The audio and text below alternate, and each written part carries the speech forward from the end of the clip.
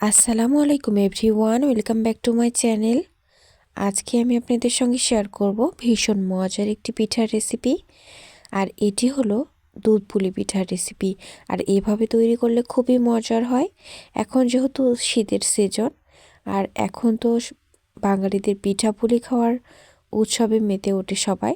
সেই ক্ষেত্রে বাসায় মেহমানদারিতে কিংবা বাসায় কোনো উৎসবের জন্য এই পিঠা ঝটপট তৈরি করে নিতে পারেন। খেতেও ভীষণ মজার হয়, আর দেখতেও তো বুঝতে পারছেন কতটা সুন্দর এবং লোভনীয় হয়েছে। এই পিঠাটি আমি কেটে দেখিয়ে দিচ্ছি কতটা সুন্দর হয়েছে। এই পিঠাটি তৈরি করার জন্য আমি চালের গুঁড়া নিয়ে নিব আর নারিকেল নিয়ে নিব। প্রথমে আমি একটা প্যানে নারিকেল নিয়ে নিয়েছি, তারপরে দিয়ে দিচ্ছি 1 চামচ ঘি। এখানে ঘিটা দিলে ফ্লেভারটা অনেক বেশি ভালো আসে, খেতেও অনেক বেশি মজার হয়। নারকেলটা একটু শুকনো করে নিব, তারপরে দিয়ে দিচ্ছি দারুচিনি এবং তেজপাতা। আমি খেজুরের গুড় নিয়ে নিব। এ পর্যায়ে একটু শুকনো হয়ে আসার পরে একটু ভেজে নেওয়ার পর দিয়ে দিচ্ছি খেজুরের গুড়। গুড়টা দিলে কালারটা অনেক ভালো আসে, আর শীতের পিঠার আমেজই বেড়ে যায় আসলে গুড় দিলে। আর খেজুর গুড় দিলে তো আর কথাই নেই। খেজুর গুড়ের যে আলাদা একটা স্মেল পাওয়া যায়, সেটাই কিন্তু শীতের আমেজ আরও বয়ে আনে। এ পর্যায়ে আমি ঢাকনা দিয়ে ঢেকে কিছুক্ষণ এটাকে নেড়েচেড়ে ঢাকনা দিয়ে ঢেকে রেখে দিয়েছিলাম। গুড়টা যখন একদম গলে যাবে, নারকেলের সঙ্গে নাড়তে নাড়তে মিশে যাবে, তখন বুঝবেন আপনার পুরটা একদম রেডি হয়ে গেছে। আর কতটা সুন্দর কালার চলে এসেছে দেখেই বুঝতে পারছেন। বেশি আঁচে দিতে যাবেন না, তাহলে কিন্তু নিচে লেগে যাবে আর খেতে অনেক ভালো লাগবে না। এ পর্যায়ে আমি হাত দিয়ে চেক করে নিচ্ছি কতটা সুন্দর হয়েছে এটা। আমি নামিয়ে নিচ্ছি, তারপরে প্যানে দিয়ে দিচ্ছি 1 গ্লাস পানি, কিংবা হাফ কেজির যে গ্লাসগুলো থাকে সেগুলোতে 1 গ্লাস পানি দিয়ে দিচ্ছি। দিয়ে দিচ্ছি হাফ চামচ লবণ, দিয়ে নাড়াচাড়া করে নিচ্ছি। তারপর দিয়ে দিচ্ছি 2 চামচ চালের গুঁড়া একটা বাটিতে নিয়ে নিচ্ছি। তারপর নিয়ে নিচ্ছি সামান্য পানি। পানিটা এখানে একটু বেশি দিবেন, তাহলে কিন্তু দলা পেকে যাবে না। এই পর্যায়ে পানি যখন ফুটতে শুরু করেছে, সে পর্যায়ে দিয়ে দিতে হবে চালের গুঁড়ার যে মিশ্রণটা তৈরি করে রেখেছিলাম সেটা। এটা অনবরত নেড়ে চেড়ে এরকম যখন ঘন হয়ে যাবে, তখন কিন্তু দিয়ে দিতে হবে চালের গুঁড়া। ওপরের দিক থেকে ছড়িয়ে ছড়িয়ে দিতে হবে।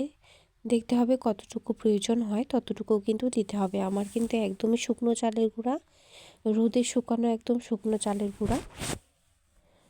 এ পর্যায়ে এই শুকনো চালের গুঁড়াটাকে আমি এভাবে নেড়ে চেড়ে খামিরটা তৈরি করে নিব। আর খামিরটা কিন্তু সফট হতে হবে, তা না হলে কিন্তু পিঠাটা সুন্দর হবে না, আর পিঠাটা ফেটে যাবে। এ পর্যায়ে নেড়ে চেড়ে কিছুক্ষণ এটাকে আমি চুলাটাকে অফ করে দিয়েছি এবং ঢাকনা দিয়ে ঢেকে কিছুক্ষণ দমে রেখে দিব। তাহলে কিন্তু চালের গুঁড়োটা একদম পারফেক্টলি সেদ্ধ হয়ে যাবে, আর একদমই নরম এবং সফট হবে। পিঠা তৈরির জন্য একদমই পারফেক্ট হবে। এ পর্যায়ে একটা বাটিতে উঠিয়ে নিয়ে ভেজা কাপড় দিয়ে এটাকে ঢেকে রাখতে হবে। তবে আমি হাফটা নিয়ে নিব পিঠা বানানোর জন্য, আর অর্ধেকটা কিন্তু আমি এভাবে ময়ান করে নিচ্ছি। খুব ভালোভাবে ময়ান করে নিতে হবে। খুব ভালোভাবে ময়ান করে নিয়ে সামান্য একটু নিয়ে নিচ্ছি, নিয়ে এভাবে লম্বা করে নিচ্ছি। আর পুরটাকে এরকমভাবে করে নিচ্ছি।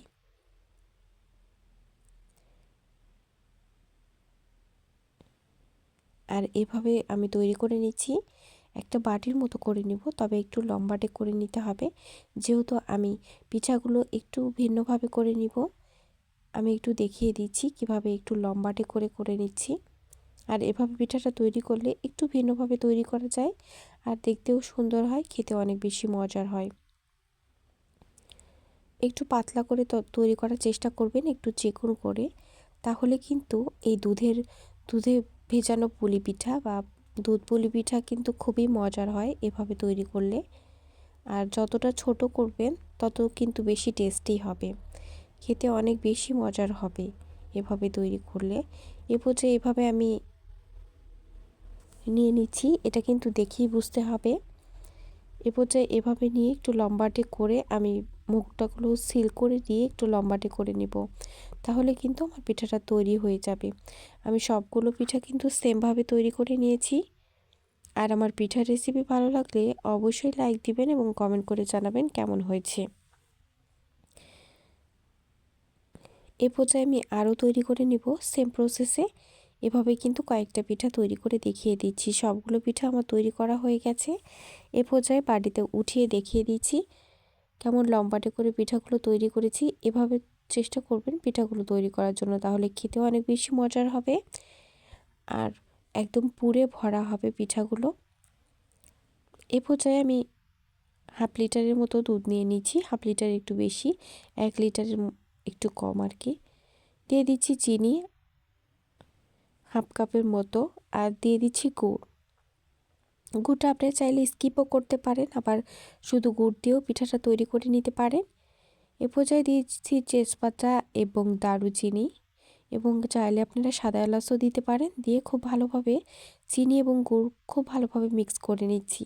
তারপরে দিয়ে দিচ্ছি সামান্য পরিমাণ যে নারকেলের পুরটা তৈরি করে রেখেছিলাম সেটা।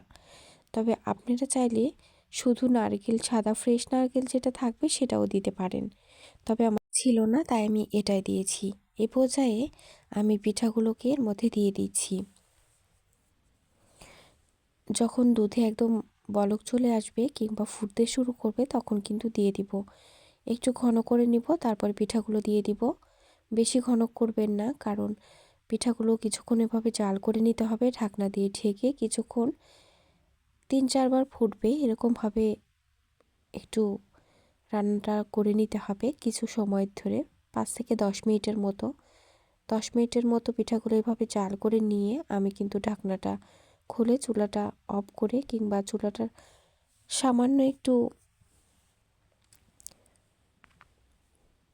হিটে রেখে আমি এভাবে ঢাকনা দিয়ে ঢেকে কিছুক্ষণ রেখে দিচ্ছি। তারপরে চুলাটা অফ করে দিচ্ছি এবং কিছুক্ষণ এটাকে অপেক্ষা করব একটু ঠান্ডা হওয়া পর্যন্ত। তারপরে পরিবেশন করে দেখিয়ে দিব কতটা লোভনীয় দেখতে হয়েছে, খেতেও হয়েছে অসম্ভব মজার। বাসায় একবার হলেও ট্রাই করে দেখবেন এভাবে দুধ পুলি পিঠা। এ পর্যায়ে কেটে দেখিয়ে দিচ্ছি কতটা সুন্দর এবং সফট হয়েছে আর কতটা লোভনীয় দেখতে হয়েছে, খেতেও হয়েছে অসম্ভব মজার। আর এতক্ষণ যারাই আমার সঙ্গে ছিলেন তাদেরকে জানাচ্ছি অসংখ্য ধন্যবাদ। আর এই শীতে তো এভাবে পিঠা করলে সবাই খেতে খুবই পছন্দ করবে। মেহমানদারিতেও এটা পরিবেশন করতে পারেন। এ পর্যায়ে আমি পিঠাটা পরিবেশন করে দেখিয়ে দিচ্ছি। সবগুলো পিঠা এভাবে উঠিয়ে পরিবেশন করে দেখিয়ে দিচ্ছি। আর আমার পিঠার রেসিপি ভালো লাগলে অবশ্যই চ্যানেলটি সাবস্ক্রাইব করবেন এবং পাশে থাকা বেল আইকন ক্লিক করবেন। পরবর্তী রেসিপি দেখার আমন্ত্রণ জানিয়ে আজকের মতো বিদায় নিচ্ছি। আল্লাহ হাফেজ।